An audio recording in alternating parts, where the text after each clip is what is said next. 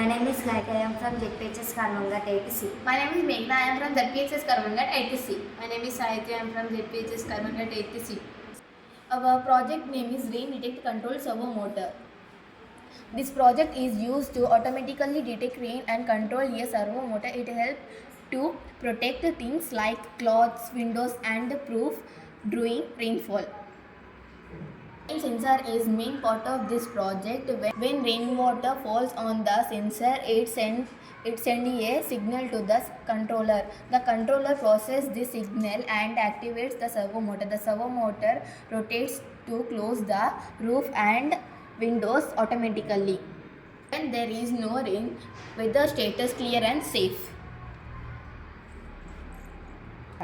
If there is rain,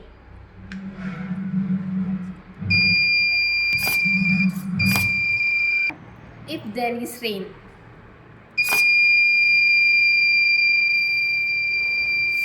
We can use this activity smart homes, greenhouse and farming. It save times.